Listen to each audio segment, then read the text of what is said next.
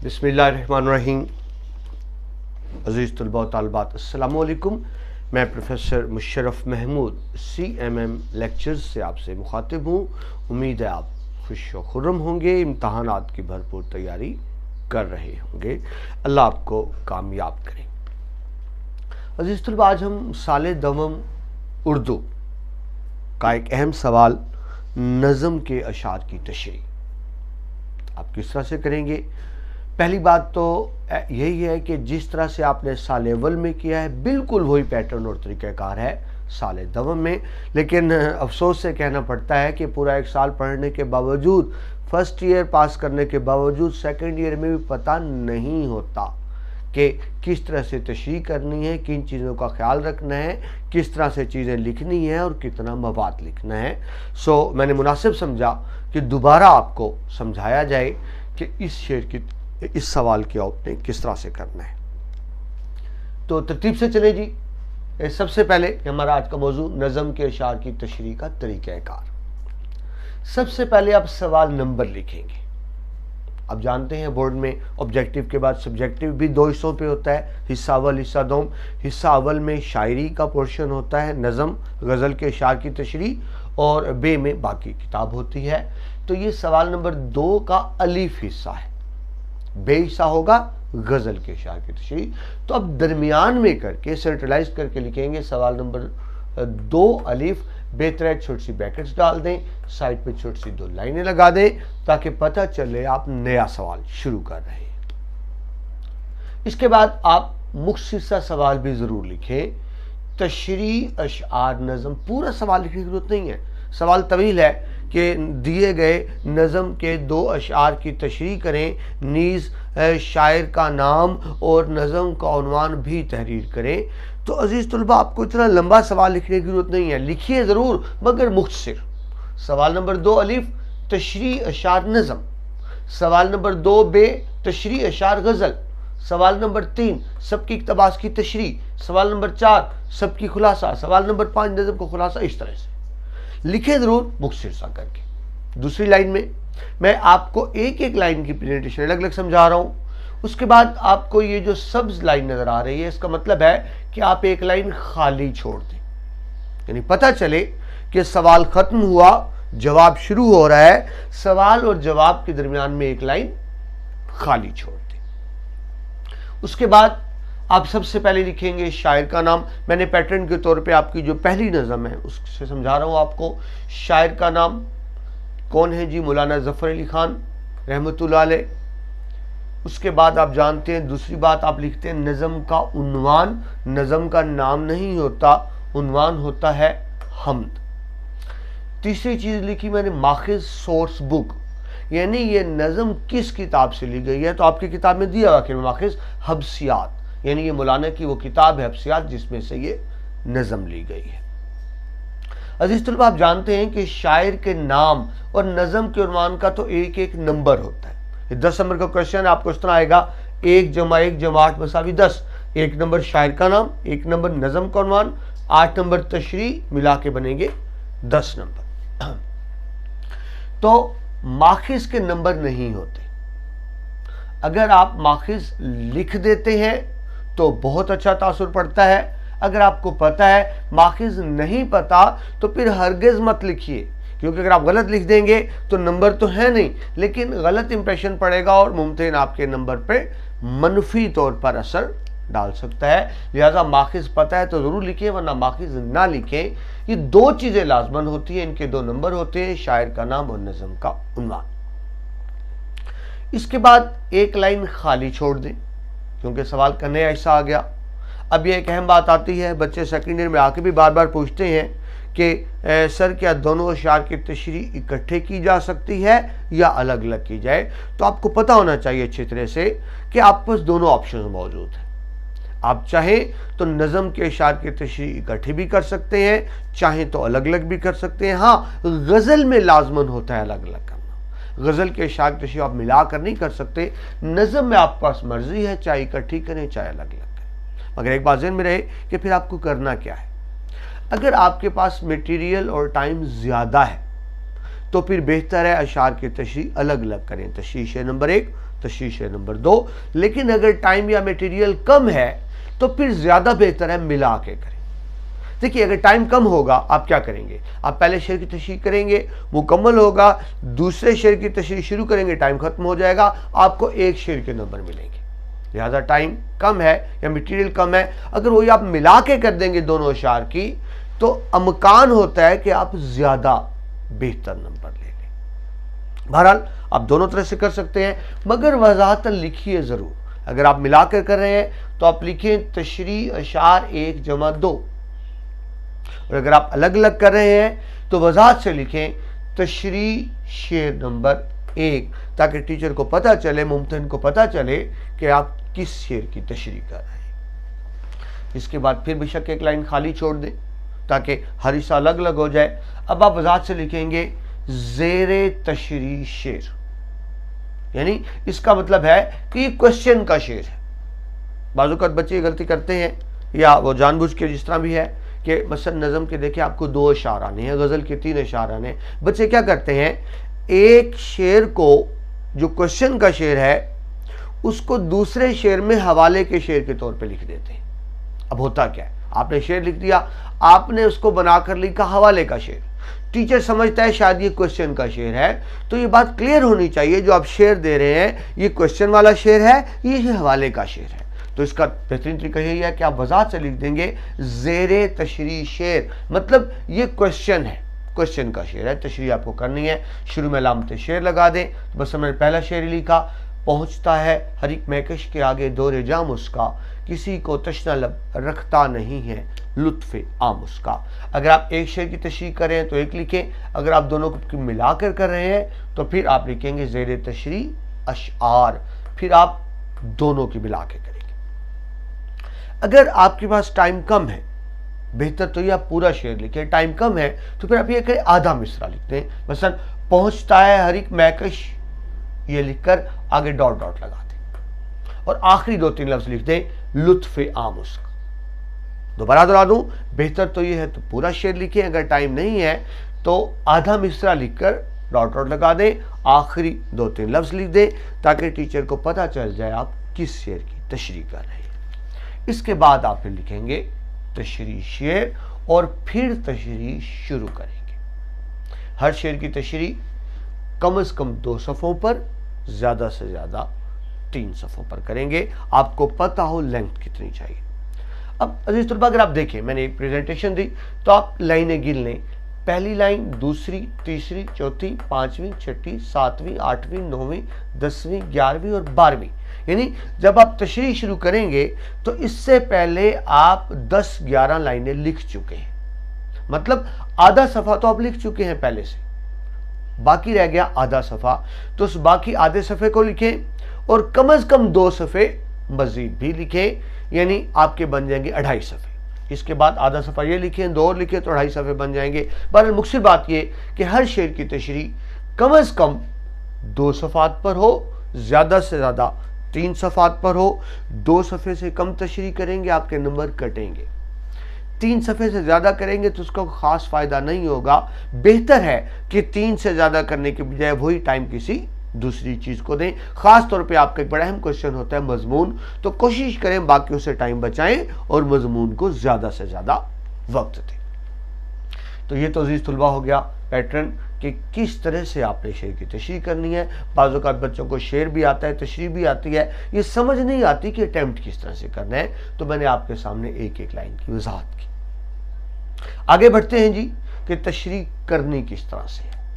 अहम हदायत, बुराई, तशरीह, इन चीज़ों को समझ लीजिए ताकि आपके अच्छे नंबर हैं। ये बात तो आपसे पहले मैं कर चुका हूँ कि नज़म के दोनों अशार की तशरीह इकट्ठी भी की जा सकती है और अलग अलग भी की जा सकती है। अगर आपके पास टाइम और मटेरियल ज़्यादा है तो अलग अलग करें, वरना मिला के कर दें। शायर का नाम और नज़म का उन्वान एक ही मर्तबा मगर वाज़ेह तौर पर अलग अलग सतर में तहरीर करें।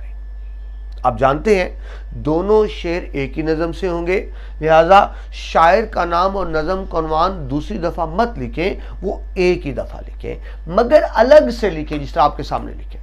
बच्चे गलती क्या करते हैं, तशरीह के अंदर ही लिख देते हैं कि ये नज़म फ़लाँ शायर की है और नज़म का उन्वान ये है, बाज़ों का टीचर की नज़र नहीं पड़ती और वो नंबर काट लेता है। लिहाजा आपने ये चीज़ें तशरीह में नहीं लिखनी, अलग से शायर के नाम की अलग लाइन बनाएंगे, नज़म के उन्वान की अलग लाइन बनाएंगे, इनको अलग से वजाहत से लिखेंगे, तशरीह के अंदर नहीं लिखेंगे। एक और चीज़ देखें, खूबसूरती बेटा, जितनी प्रेजेंटेशन आपकी अच्छी होगी उतने आपको बेहतर नंबर मिलेंगे। ये देखिए अल्फाज बिल्कुल बराबर आ रहे हैं, आगे मैंने जो अलामत लगाई है राब्ते की बराबर है। आप ये भी कर सकते हैं कि आप बाकायदा स्केल रख लें, यूँ स्केल रख के मार्कर से निशान लगा लें ताकि ये बिल्कुल बराबर हैं। तो देखिए यहाँ फासला भी बराबर है, फिर तकरीबन एक लफ्ज़ की जगह छोड़ के ये फासला भी बराबर है। अगर ये चीज़ें आगे पीछे हो रही हों, बदनुमाई लगती है, बदसूरती लगती है और टीचर नंबर काट लेता है, तो ये देखिए ये बिल्कुल बराबर बराबर आना चाहिए। आगे चलें जी, ये बात भी आपसे हो चुकी कि नज़म के हर शेर की तशरीह 2.5 यानी 2.5 तक 3 सफ़ात पर मुश्तमिल हो। एक शेर की तशरीह आप कम से कम 2.5 सफ़े पे, ज़्यादा से ज़्यादा 3 सफ़े पे करेंगे तो मजमूई लेंथ यानी तवालत कितनी बन जाएगी, 5 तक 6 सफ़े। 2.5 सफ़े के हिसाब से 5 सफ़े, 3 के हिसाब से 6 सफ़े। तो अज़ीज़ तुलबा, 10 नंबर का सवाल है जो 5-6 सफ़ात पर जाएगा, इससे कम लिखेंगे तो आपके नंबर कटेंगे। एक निहायत अहम बात, हर सफ़े पर हवाले का मयारी शेर ज़रूर तहरीर करें। बच्चा, जब आप अशार की तशरीह करेंगे तो उसमें हवाले के अशार बहुत ज़रूरी होते हैं। आप बहुत अच्छी तशरीह करें, लेकिन अगर हवाले का शेर नहीं लिखेंगे आपको कभी भी अच्छे नंबर नहीं मिलेंगे। टीचर मुमकिन ये समझेगा कि आपने तैयारी नहीं की, हालांकि तैयारी आपने बहुत की, मगर अशार नहीं लिखे। हवाले के अशार के बगैर आपको कभी भी अच्छे नंबर नहीं मिल सकते। सो हवाले के शार आप ज़रूर लिखें, वो मायारी हो, शेर मायारी हो और किसी बड़े शायर का हो। बच्चे ये हरकत करते हैं, वहाँ बैठकर खुद ही शेर बना रहे होते हैं एग्जामिनेशन हॉल में, और ऊपर लिखा होता है बकौले शायर, वो शायर खुद होते हैं। तो बेटा ये गलती ना कीजिएगा, जब आप खुद शायरी इस तरह की करेंगे, अगर चाहे कोई पाबंदी तो नहीं है, आप शेर मायारी नहीं बनाएंगे, शेर वज़न में नहीं होगा और टीचर फ़ौरन देख लेगा शेर वज़न में नहीं है। अच्छा शेर हो, किसी बड़े शायर का शेर हो। अब सवाल आता है कि कितने अशार हो, तो बड़ा सिंपल सा जवाब, हर सफ़े पर एक शेर ज़रूर हो। तशरीह के हर सफ़े पर हवाले का एक शेर मौजूद हो। अभी आपको बताया कि नज़म के हर शेर की तशरीह 2.5 से 3 सफ़े पे होगी, तो मतलब ये हुआ कि कम अज़ कम 2 और 3 शेर ज़रूर हों। एक शेर की तशरीह में आप 2-3 शेर ज़रूर लिखेंगे। एक शेर कम हो जाता है, 2 से गुजारा हो सकता है, 3 हो तो ज़्यादा बेहतर है। अगर आप 2-3 हवाले के अशार नहीं देंगे आपको अच्छे नंबर नहीं मिलेंगे। एक और बात भी हो सकती है कि अशार का हवाला ज़रूरी है, मगर कुछ नसीहती नज़में होती हैं, जिस तरह हमद है, जिस तरह से नात है, फिर इसके बाद तस्लीम और तो फर्स्ट ईयर में है, हम नात के अलावा कुछ ऐसी हो सकती हैं जिसमें तबलीग का अंसर हो, जिस तरह हज़रत इकबाल की उसमें आ जाती हैं। तो उसके अंदर आप आयात और अहादीस के हवाले भी देंगे, यानी शेरी हवाले के साथ साथ नसरी हवाला भी देंगे। आयात हो सकती हैं, हदीस हो सकती हैं, ज़रबुल मिसल हो सकती है, कोई मशहूर कौल हो सकता है, कोई सेइंग हो सकती है। बल्कि मैं तो ये भी कहूँगा, बच्चे क्वेश्चन करते हैं कि अगर बहुत अच्छी स्टेटमेंट आपके सामने है तो उर्दू में आप इंग्लिश का हवाला भी दे सकते हैं, फ़ारसी का हवाला भी दे सकते हैं, बशर्ते कि वो मयारी बात हो और रिलेट कर रही हो। मतलब यूँ नहीं कि खामखाई अंग्रेज़ी का जुमला लिखना है, अगर रिलेट कर सकती है तो आप ज़रूर दें। शेरी हवाले के साथ साथ नसरी हवाला भी दें। शेर की तशरीह से पहले मफहूम तहरीर करने से मुमतहिन पर अच्छा असर पड़ता है। बड़ी अहम बात है, अगर आपको शेर सही तरह से आता है, उसका मफहूम भी सही तरह से आता है, तो फिर बेहतर है पहले 2-3-4 लाइनों में मफहूम लिख दें। उससे क्या होगा, अगर आप मफहूम ठीक लिखेंगे, टीचर मफहूम को देख के समझ जाएगा कि आपको शेर आता है। वो बहुत ज़्यादा पढ़े बगैर, बल्कि शायद बिल्कुल ही पढ़े बगैर आपको अच्छे नंबर दे दे, क्योंकि अगर आपने मफहूम ठीक लिखा है तो आपकी तशरीह भी ठीक होगी। आपको फ़ायदा क्या होगा, आपकी बहुत सी गलतियाँ नज़रअंदाज हो जाएंगी। तो ये ख्याल रखें, मफहूम अहम होता है। हाँ, अगर आपको मफहूम सही तरह से पता नहीं है, आपको टोटली कंफर्म नहीं है तो फिर मफहूम हरगिज़ ना लिखें, क्योंकि अगर मफहूम गलत होगा और तशरीह ठीक भी होगी, टीचर मफहूम को देख के नंबर काट लेगा, तशरीह तो आपकी ठीक थी। तो अगर आपको मफहूम सही तरह से पता है, अगर मफहूम दुरुस्त है तो ज़रूर लिखें, अच्छा असर पड़ता है, वरना हरगिज़ मत लिखें। आगे देखिए जी, मुश्किल अल्फाज के मायने दर्ज करें। बच्चे ये करते हैं, अगर शेर में कोई मुश्किल लफ्ज़ आ गया, तशरीह में उसी लफ्ज़ को दोबारा लिख देते हैं, रिपीट कर देते हैं। टीचर ये समझता है आपको शेर की तशरीह नहीं आती। अगर कुछ मुश्किल अल्फाज आए हैं तो उनको आसान सलीस में मायने ज़रूर दर्ज करें, ताकि टीचर को पता चले कि आपको ये आते हैं अल्फाज। तकरार से गुरेज करें। तकरार रिपीट करना, बच्चों को आदत होती है एक ही बात को अल्फाज बदल बदल के बार बार रिपीट कर रहे होते हैं, और बल्कि बाज़ों का तो लफ्ज़ भी नहीं बदलते, वो एक ही जुमला हर दूसरे तीसरे जुमले के बाद लिखा होता है। इससे बेटा बहुत बुरा तासुर पड़ता है। अगर आपको तशरीह आती भी है लेकिन एक जुमला बार बार रिपीट कर रहे हैं, टीचर ये समझेगा कि आपको नहीं आती, मनफी असर लेगा, और मनफी असर का एक ही मतलब है कि आपके नंबरों पे मनफी असर पड़ेगा। लिहाजा रिपीटिशन ना करें, गुरेज करें। नज़म की हैयत तहरीर करें। हैयत बनावट को कहते हैं।